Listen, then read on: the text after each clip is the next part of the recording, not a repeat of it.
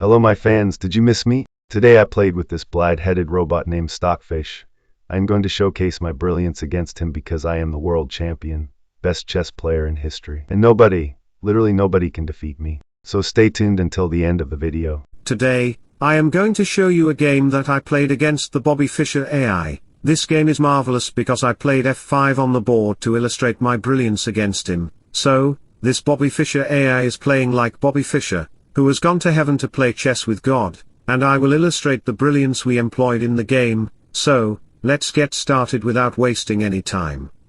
Bobby Fischer started the game with e4, we have e5, knight f3 and knight c6 on the board, and here, rather than considering any normal moves, Bobby Fischer thinks a little bit and showcases his brilliance by considering bishop to c4.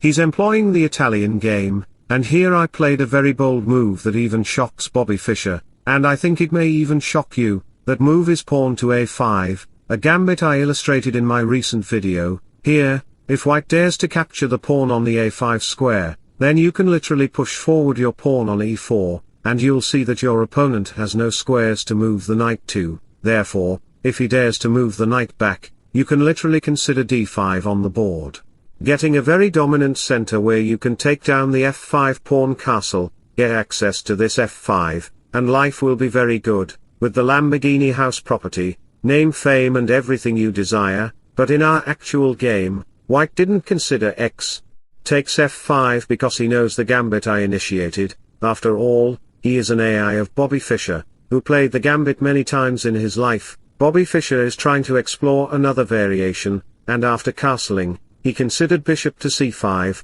A few moves later, we have d6 and knight to g5 in the game, where he's posing the threat of playing f7. So, what would you do in this position?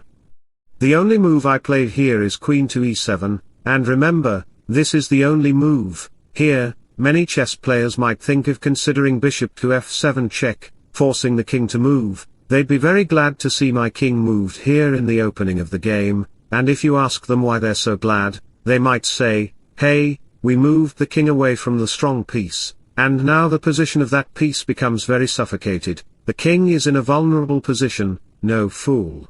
I can even suffocate your knight by considering f4 on the board, and you can see that I can push forward my pawns on h6 g4 and g5 and attack your king's side with my army. The position will be terrible for you because my rook is located on the h8 square. Your position will be devastated, not mine. So, going back, notice that bishop to f7 check is not so good. Here, Bobby Fischer considered knight to d5 on the board, and after exchanges, the knight goes to h5, attacking the bishop. After the bishop moves to b5, we capture it, and here, many of you might think capturing the pawn would be the best move. No fool. If you have the opportunity to protect your position, secure your king, and secure your finances with a 4-digit pin in your debit card, then why wouldn't you do it faster?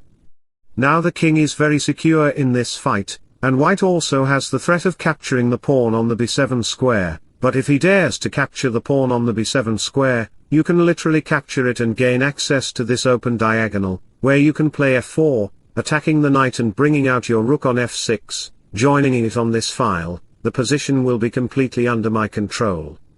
So, let me share a motivational quote in sudden with you. Don't seek for everything to happen as you wish it would, but rather wish that everything happens as it actually will, then your life will flow well. So, going back, instead of capturing the pawn and losing some positional advantages, Bobby Fischer played a very cunning move. Can you guess what he played in this position? He played the cunning move that starts with d4, his strategy, sacrificing a pawn with tempo. He then played c3 on the board with another tempo, leaving the bishop with no square to go. Playing c5 would be a bad choice because of b4, so the bishop needs to go to b6, but if you dare to do so, the position will be devastating for me because he can strike me by playing b4 on the board. After capturing, bishop to c4 check will arrive, and after the king moves, he will play the cunning move knight takes h7. He sacrificed one pawn and now the knight because queen to h5 can check me, and the king will face serious injury.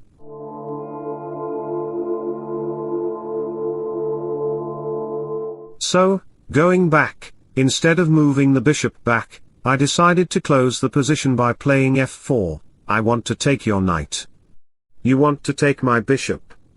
Just go ahead, I will take yours. Therefore, after the exchange, he even sacrificed his knight on the h7 square, because if I capture it, he will capture back. That's a very simple reason. Therefore, after the bishop moved back, he captured the rook, and you can see how Bobby Fischer brilliantly captured the rook in the opening of the game. But do you know, fool, that I am not interested in your knight. I am interested in having the bishop pair and the attacks that I can launch with queen to g5. After playing queen to g5, you can see how my bishop is targeting the king's side. The f3 move is not possible now, and the queen cannot protect the position at all. You have to consider g3 on the board. You have no choice but to close the position somehow. Bobby Fischer will be very upset by seeing this move from heaven, and he might complain to God, "Why did you make Stockfish on earth to dominate humans?" And God might reply with a smile, "When I created humans at the beginning of creation, I also created fairies, angels and devils like Lucifer who became Saturn." We can see how my bishop is dominating the diagonal. f3 can come, and queen to h3 followed by queen g2 can lead to checkmate. The position will be just dead loss for you.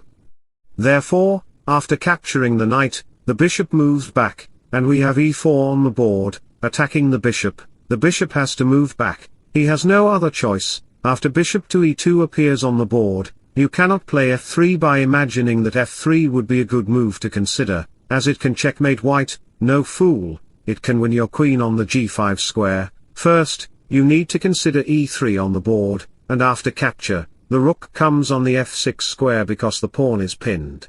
The rook has these squares to go to and attack the white king, and this position is completely dominated by me. Bobby Fischer tries to protect his position by playing bishop to f3, and I am very happy to see this Bobby Fischer AI suffocated by my moves and my attacks. Last time, Bobby Fischer AI defeated me, but this time is very different. I am defeating Bobby Fischer with a discovered attack from the bishop that I am using with e2 check. The king moves up, and after a capture and recapture, we have knight to c4, where the knight can move back to the e5 square, attacking the rook on f3, and this position is completely winning for me. But still, Bobby Fischer don't resigning the game. He will fight until the last breath of his body, because Fischer loves chess. Forget about the old man Bobby Fischer, he was doomed by smoking. Anyway, I hope you enjoyed the game very much. Like and subscribe for more videos. Wishing you all the best. Bye bye, take care and see you soon.